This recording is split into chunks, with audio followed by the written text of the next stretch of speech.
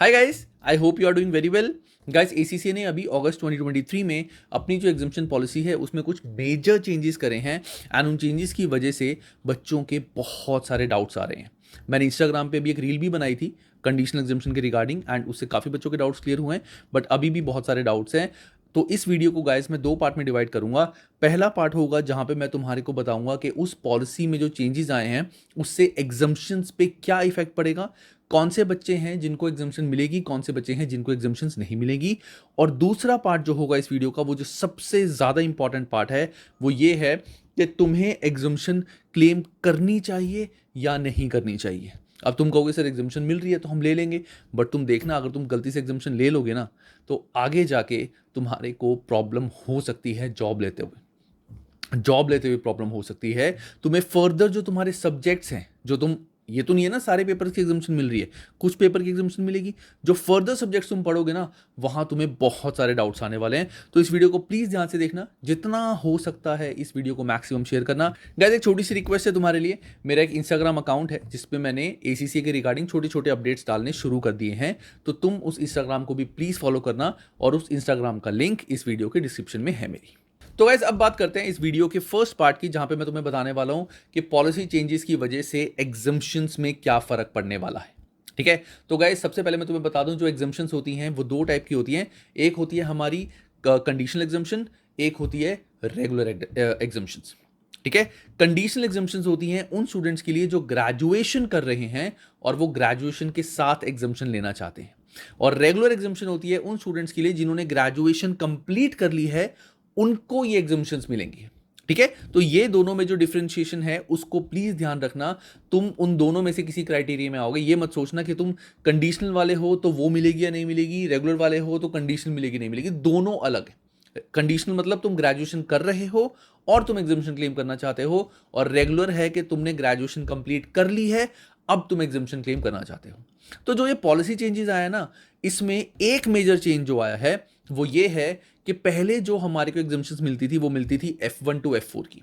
ठीक है, that is first 4 subjects. But अब उन्होंने exemptions F6 that means taxation की भी देनी शुरू कर दी है, विच इज गुड और बैड, वो मैं इस वीडियो के सेकंड पार्ट में तुम्हें बताऊंगा। ठीक है, अब बात करते हैं हम पहले कंडीशनल एग्जाम्शन की। तो कंडीशनल एग्जाम्शन, जैसा कि मैंने बताया था, जो बच्चे ग्रेजुएशन कर रहे हैं उनको ये एग्जाम्शन मिलेगी, कंडीशनल एग्जाम्शन। अब पॉलिसी में कंडीशनल एग्जाम्शन के रिगार्डिंग जो चेंजेस आए हैं वो मेजर चेंजेस क्या हैं। चीज़ें काफ़ी सारी हैं क्योंकि अभी एसीसी की कोई ऑफिशियल स्टेटमेंट नहीं आई है, बट काफ़ी जगहों पे एसीसी ने कहीं ना कहीं से कुछ हिंट्स वगैरह दिए हैं। तो एक क्रक्स जो निकल के आया है वो क्या है, ध्यान से सुनना गाइस। क्रक्स, अगर तुम इस क्राइटेरिया में आते हो तभी तुम एक कंडीशनल एग्जाम्शन तुम क्लेम कर पाओगे, अदरवाइज तुम नहीं कर पाओगे। तो बहुत ध्यान से सुनना। पहला है, तुम ग्रेजुएशन के फर्स्ट ईयर में हो। ठीक है, तुम ग्रेजुएशन के फर्स्ट ईयर में हो। सेकंड है, तुमने अभी तक एसीसीए में रजिस्ट्रेशन नहीं कराया है। अगर तुम ग्रेजुएशन सेकंड ईयर में हो तो भी तुम्हें एग्जाम्शन नहीं मिलेगी। अगर तुमने एसीसीए में रजिस्ट्रेशन पहले करा लिया तब भी तुम्हारे को एग्जाम्शन नहीं मिलेगी। एग्जाम्शन सिर्फ तब मिलेंगी जब तुमने रजिस्ट्रेशन नहीं कराई। रजिस्ट्रेशन के साथ साथ ही तुम ये एग्जाम्शन क्लेम कर सकते हो।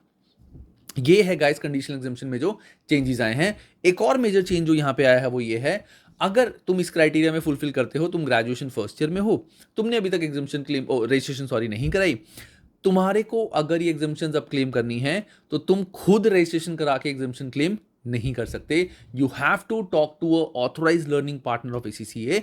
दे will ask ACCA to generate some codes for you and उन कोड्स के बेस पे ही तुम्हारे को ये एग्जाम्शंस मिलेंगे। तो अगर तुम फर्स्ट ईयर में हो, तुम ग्रेजुएशन तुम एग्जाम्शन क्लेम करना चाहते हो, तुमने अभी तक रजिस्ट्रेशन नहीं कराई है, तो फटाफट से किसी अपने ऑथराइज्ड लर्निंग पार्टनर के पास जाओ एंड उसको बोलो कि मुझे ये रजिस्ट्रेशन, मेरी रजिस्ट्रेशन कर दो और मुझे एग्जाम्शन क्लेम करनी है। They will give you the exemptions. V Guide is also authorized learning partner of ACCA. तो अगर तुम वी गाइड के थ्रू रजिस्ट्रेशन कराना चाहते हो तो इस वीडियो की डिस्क्रिप्शन में मैंने तुम्हारे को एक नंबर प्रोवाइड किया है, उस पर कॉल करके तुम बोल सकते हो कि तुम्हें ये एग्जाम्शन क्लेम करनी है। They will help you with this. अब गाइस, जो नेक्स्ट पार्ट आता है हमारा, वो आता है हमारा रेगुलर एग्जाम्शंस का। तो रेगुलर एग्जाम्शंस मतलब जिन बच्चों ने ग्रेजुएशन कर ली है उनको ये एग्जाम्शन मिलेगी। इसमें ऐसा कोई रूल नहीं है कि उन्होंने रजिस्ट्रेशन अभी कराई है नहीं कराई, इट रियली डजंट मैटर। तुम एसीसी में रजिस्टर्ड हो, तुमने काफी सारे पेपर्स भी दे दिए, डजंट मैटर।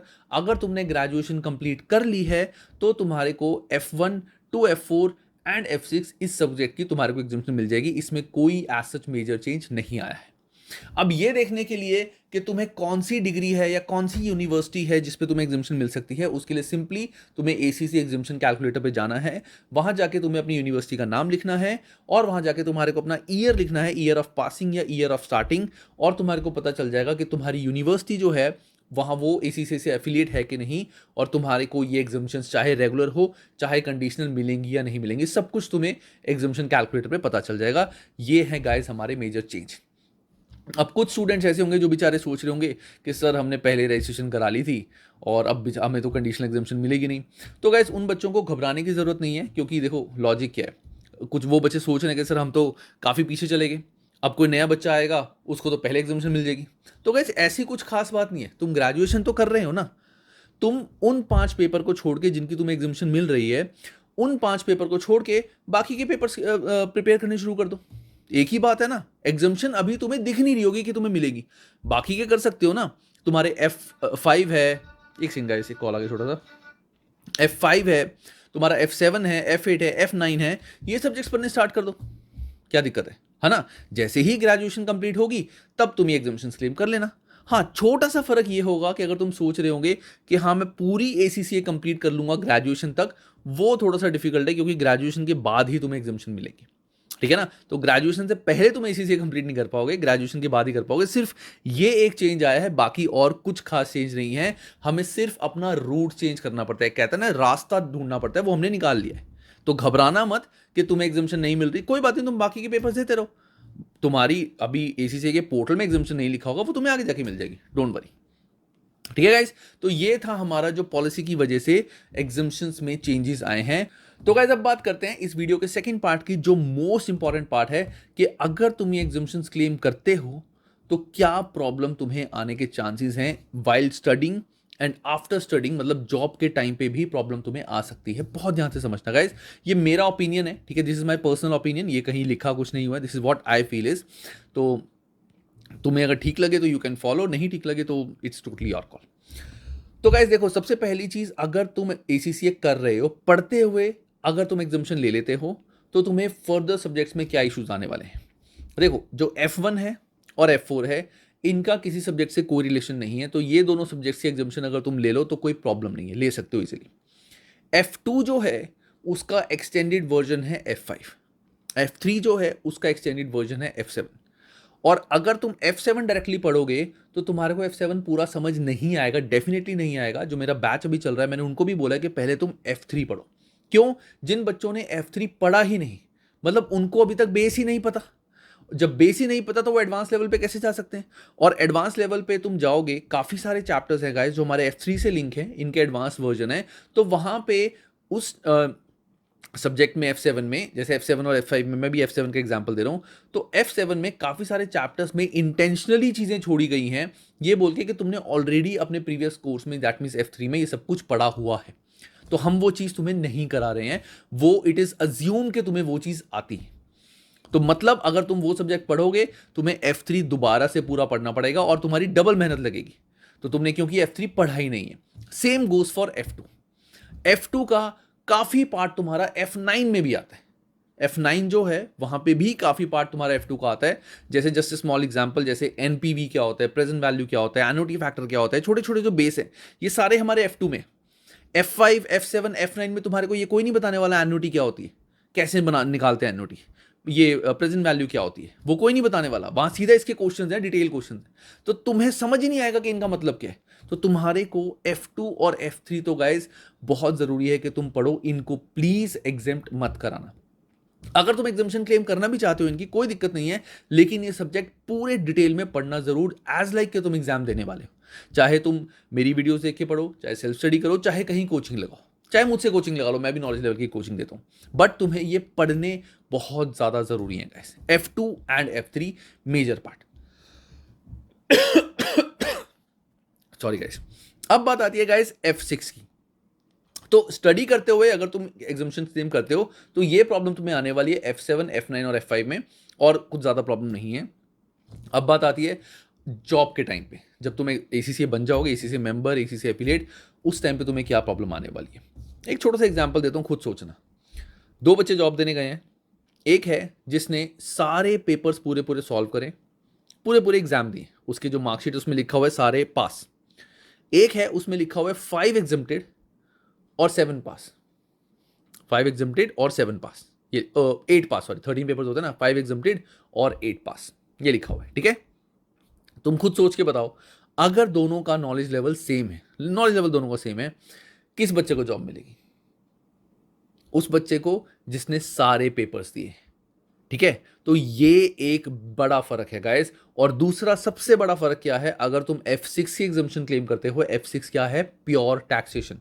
अगर तुम टैक्सेशन ही नहीं पढ़ोगे यूके का, दैट मीन्स तुम यूके जाके टैक्सेशन का काम ही नहीं कर सकते। इनफैक्ट जो इंडियन कंपनीज हैं, जो मल्टीनेशनल कंपनीज हैं, जो स्पेसिफिकली एसीसीएस को टैक्सेशन के लिए हायर करती हैं कि हमारे यूके के क्लाइंट है, यूके टैक्सेशन है या कोई किसी और कंट्री की भी टैक्सेशन है, जब तुमने टैक्स ही नहीं पढ़ा तो तुम्हारे को टैक्सेशन वाला जो एरिया है वहां कहीं पे जॉब ही नहीं मिलने वाली। दैट मीन्स तुम्हारा जो जॉब स्कोप है वो कम रह जाएगा। और डेफिनेटली अगर तुम F6 एग्जामिशन क्लेम करते हो तो तुम्हारे को FR यानी फाइनेंशियल रिपोर्टिंग का जो एरिया है, ऑडिटिंग, वहां पे भी फर्क पड़ेगा, क्योंकि एज अ ऑडिटर वो तुम्हें बोलेंगे तुमने टैक्स तो पढ़ा ही नहीं, तुम्हें पता ही नहीं टैक्स के बारे में, तो तुम ऑडिट क्या करोगे? तुम्हें जब पता ही नहीं कि इस कंपनी में टैक्सेशन पॉलिसीज कैसे लगती हैं, वो सही है कि नहीं है, चेक करो, ऑडिट करो। ऑडिट कैसे करोगे जब तुमको पता ही नहीं टैक्सेशन पॉलिसीज क्या है? तो तुम्हारा जो जॉब स्कोप है ना वो काफ़ी ज़्यादा गाइस कम हो जाता है। ये एक मेजर प्रॉब्लम है अगर तुम एग्जामिशंस क्लेम करते हो, और ये fact, this is the hard reality. तो अब तुम क्या करोगे? क्या करना चाहिए? मैं एक सॉल्यूशन दूं? चलो, तो गाइस सॉल्यूशन क्या है मेरे अकॉर्डिंग? देखो, ये मेरे अकॉर्डिंग है, तुम अभी ग्रेजुएशन कर रहे हो, कंडीशनल एग्जाम्पशंस क्लेम मत करो अभी। ठीक है, don't claim the conditional exemptions अभी, क्योंकि तुम एक बार क्लेम करोगे वहां तुम अपनी मर्जी से नहीं कर सकते कि मेरे को इन पेपर्स की एग्जाम्पशन लेनी है। तुम कंडीशनल एग्जाम्पशन के लिए अप्लाई करोगे कि आई एम एलिजिबल, वो तुम्हें सारे पेपर्स की एग्जाम्पशन दे देंगी। ठीक है ना? बाकी अभी एग्जैक्टली मुझे इस चीज़ के बारे में डेप्थ नहीं पता कि क्या तुम specific out of F5 papers तुम क्या 3 पेपर या 2 पेपर की एग्जाम्पशन ले सकते हो, उसके बारे में अभी मुझे नहीं पता। I check it and I let you know. तो तुम क्या करो, अभी कंडीशनल एग्जाम्पशंस क्लेम मत करो, F2 एंड F3 अच्छे से पढ़ो। ठीक है, अगर तुम्हें लगता है कि तुम एग्जाम देना चाहते हो तो दो, नहीं देना तो मत दो, लेकिन अच्छे से डिटेल में उनको पढ़ो। वो पढ़ने के बाद start with F7 and F5, वो दोनों सब्जेक्ट्स के एग्जाम्स जो हैं वो देने शुरू कर दो। तुम वो कर सकते हो ग्रेजुएशन करते हुए। देना अभी F1 F2 F3 F4 कुछ भी नहीं है। अगर देना चाहते हो F2 F3 तो देना, अदरवाइज यू कैन स्किप। ठीक है, तुम सीधा स्किल लेवल के पेपर्स देने स्टार्ट कर दो, F5 F6 F7 F8 F9, ये सारे दो। जैसे ही तुम्हारी ग्रेजुएशन कंप्लीट हो जाएगी, उसके बाद रेगुलर एग्जामिशन के बेस पे तुम ये 4 या 3 पेपर एग्जामिशन करा लेना, दैट इज F1 F4, और अगर तुमने F2 F3 का एग्जाम नहीं दिया तो वो, it would be a better thing. Because अगर तुमने स्टार्टिंग में ही एग्जामिशन क्लेम कर ली तो तुम्हें पहली एग्जामिशन मिल जाएगी, पढ़ो ना पढ़ो फिर कोई फर्क नहीं पड़ता। और अगर तुम्हें एग्जामिशन मिल गई तो तुम डेफिनेटली ढंग से पढ़ोगे भी नहीं उन सब्जेक्ट्स को।